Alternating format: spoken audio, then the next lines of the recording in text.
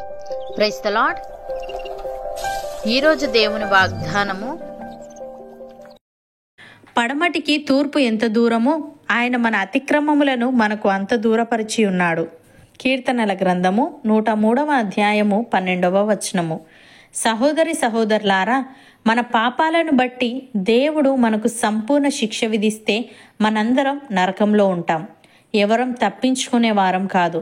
కానీ మన పాపములను బట్టి ఆయన మనకు ప్రతీకారము చేయలేదు. మన దోషములను బట్టి మనకు ప్రతిఫలం ఇయ్యలేదు. పడమటికి తూర్పు ఎంత దూరమో ఆయన మన అతిక్రమములను మనకు అంత దూరపరిచి ఉన్నాడు.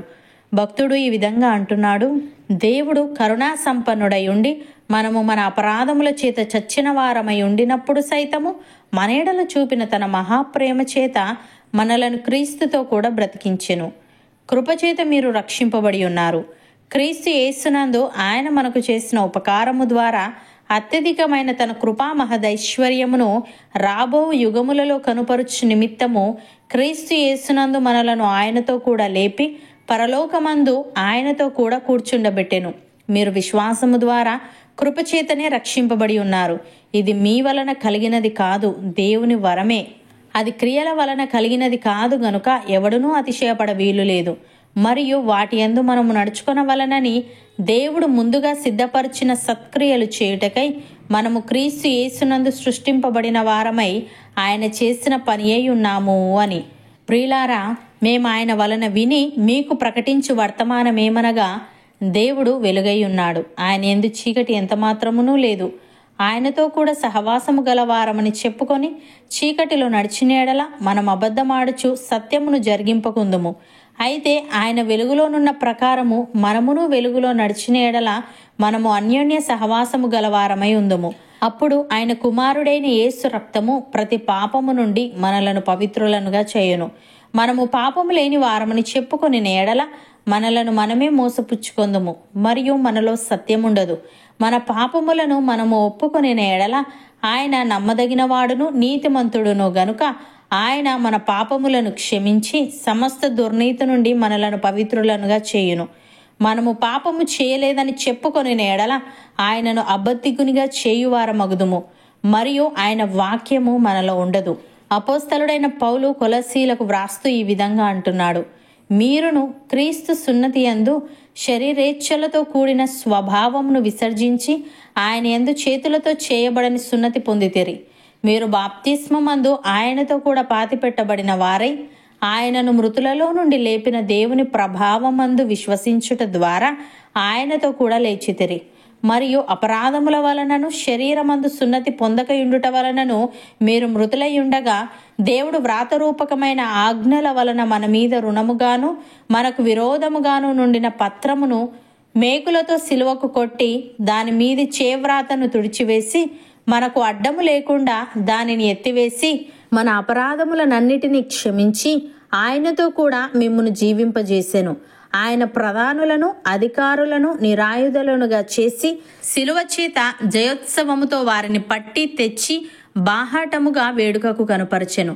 కాబట్టి అన్నపానముల విషయములోనైనను పండగ, అమావాస్య, విశ్రాంతి దినము అను వాటి విషయములోనైనను మీకు తీర్పు తీర్చనెవనికిని అవకాశం ఇయ్యకుడి. ఇవి రాబో వాటి ఛాయయే గాని నిజస్వరూపము క్రీస్తులో ఉన్నది అని.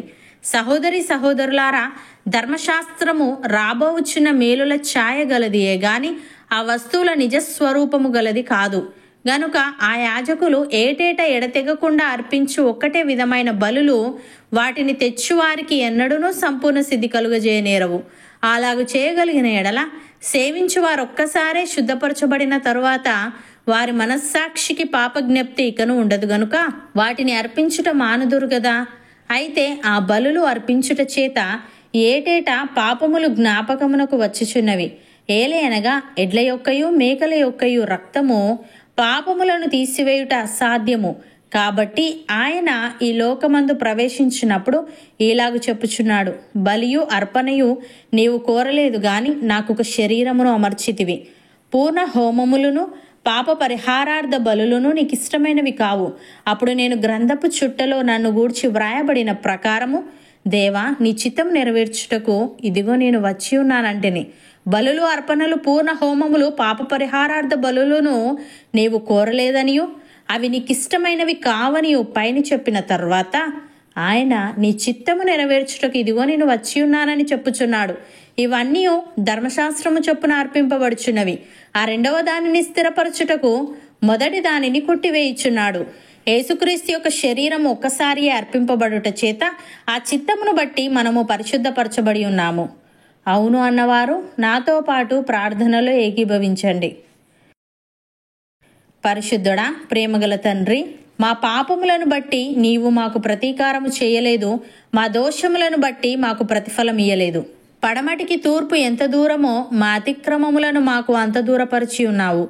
తండ్రి, నీకు స్తోత్రములు. దేవా, నీ కృపచేత రక్షించబడి వాటి యందు మేము నడుచుకొనవలనని నీవు ముందుగా సిద్ధపరిచిన సత్క్రియలు చేయిచు నీలో నూతన సృష్టిగా జీవించుటకు సహాయము దయచేయమని, నీవు వెలుగై ఉన్నావు గనుక నీవు వెలుగులోనున్న ప్రకారము మేమును వెలుగులో నడుస్తూ నీతో అన్యోన్య సహవాసము గలవారమై ఉండుటకు కృపచూపమని, అనేకులకు ఆశీర్వాదకరంగా నీకు మహిమకరంగా మా జీవితాన్ని నీవే మార్చమని యేసుక్రీస్తు నామమున ప్రార్థిస్తున్నాము తండ్రి. ఆమెన్.